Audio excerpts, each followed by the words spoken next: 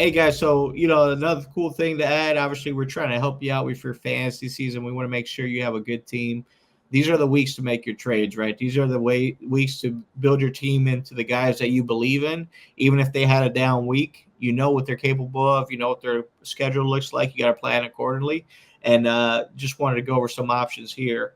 So a guy that I really like, if you're able to go for him, Chuba Hubbard, Carolina Panthers. Like he was drafted late, third, fourth round. But honestly, with the workloads he's going to get this year, you could expect him like a really nice RB2 for the entire year, maybe some RB2 plus games, but he's going to be somebody I think has a solid floor, solid ceiling, right?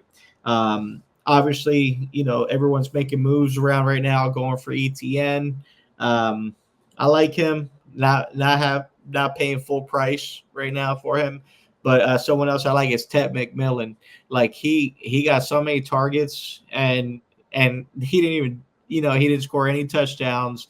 I think he had 10 targets last game, and then the dude ended up only scoring like we were looking at 17 points actually, and he did have 10 targets, caught 6 of them, 100 yards and 0 touchdowns. So if you could get him now, I think he's wide receiver 19. He's somebody that you could pay like a backup or something like that. Just put together a package that you think is fit.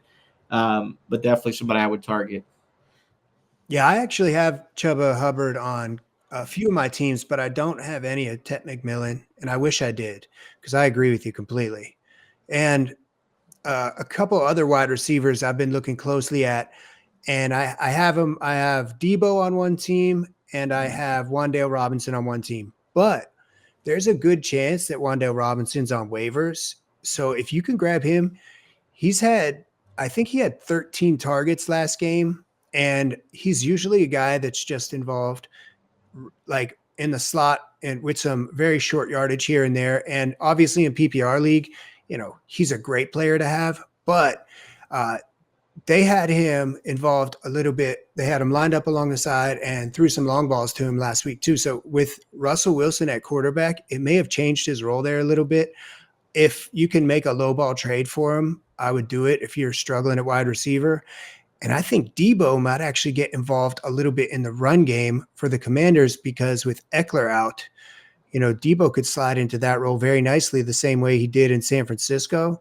So I would target Debo and Wan'Dale Robinson because I have a feeling both of those guys could blow up and surprise a lot of people this year. I thought Debo was washed.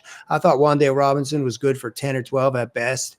Those short yardage passes, that's it. But again, he got some deep balls last week, and Russell Wilson might have changed his role.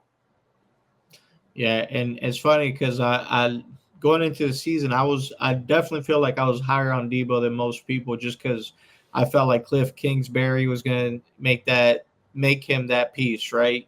That X factor. And sure enough, he did. Like the way we love to see Debo, right? Like in the backfield, taking carries, catching balls in the screen or in swing passes, like giving him a running start with some blockers ahead. Yeah. So definitely a great target. And Wandell, man, like what to me that's Tyler Lockett, from Russell Wilson, right? Russell Wilson always has that security blanket. He's always looking downfield. If he feels he can't make that, he always goes to his second, third read, and that happens to be Wandell. So, I definitely agree. Those are some good guys to add to your flex spot.